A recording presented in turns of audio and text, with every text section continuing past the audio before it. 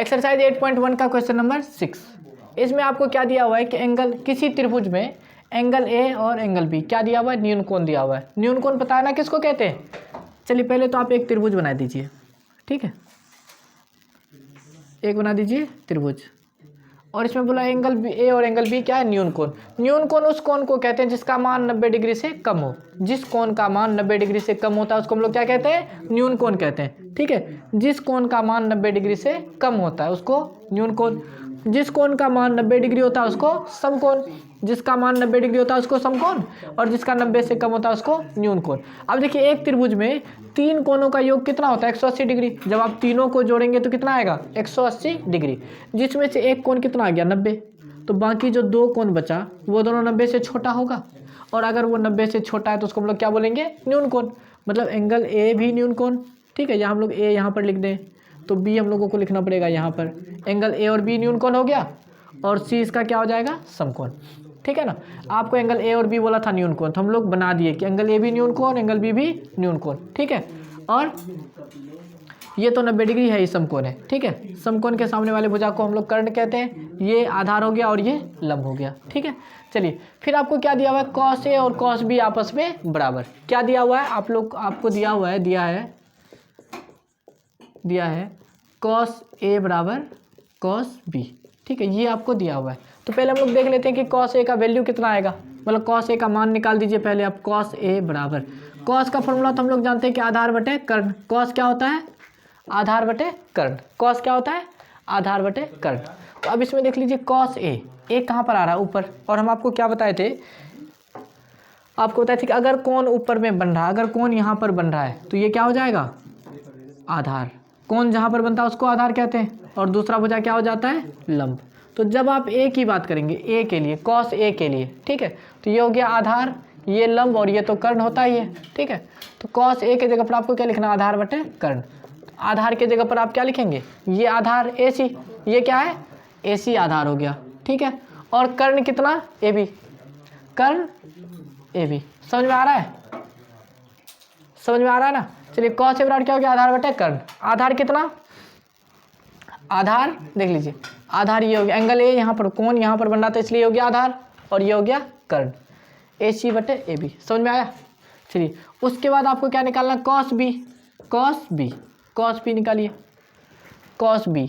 B अब यहाँ पर है, बी अगर यहाँ पर एंगल यहाँ पर बन रहा है तो ये क्या बन जाएगा, अब ये करेगा आधार का काम।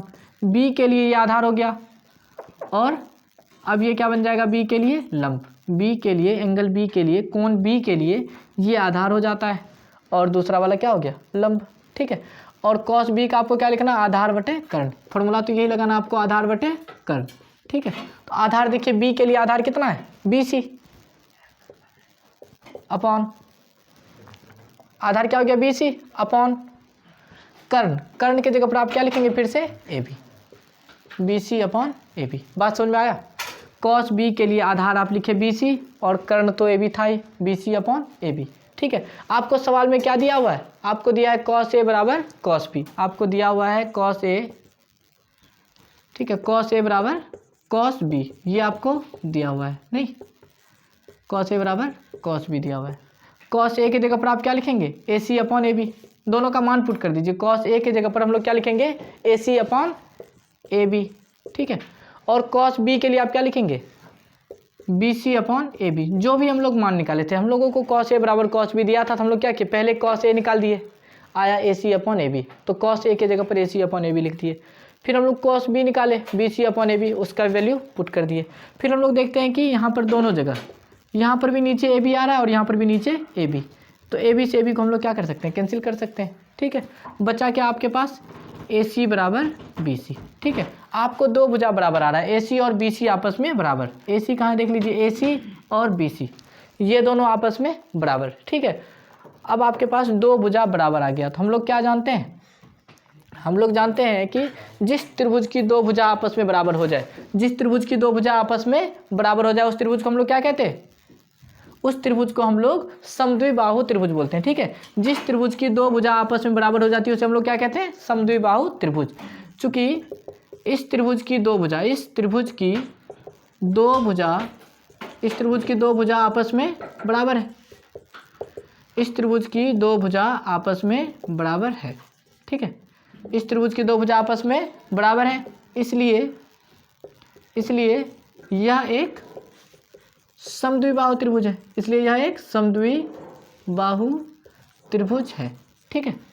चूंकि इस त्रिभुज की दो भुजा आपस में बराबर है, इसलिए कैसा त्रिभुज हो गया, समद्विबाहु त्रिभुज है, ठीक है। और अगर ये समद्विबाहु त्रिभुज है तो हम लोग क्या जानते हैं, हम जानते हैं कि बराबर भुजा के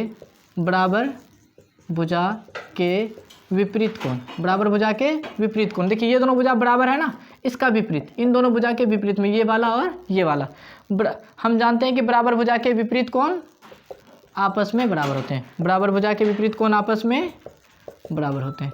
समझ में आ गया।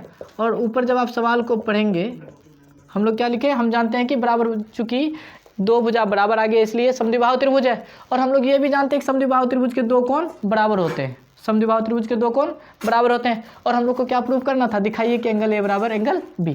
तो आप देख लीजिए इन दोनों का विपरीत कौन है, एंगल ए और एंगल बी, इसलिए एंगल ए बराबर एंगल बी। समझ में आया। चलिए ठीक है, इसको नोट कर लीजिए, ठीक है।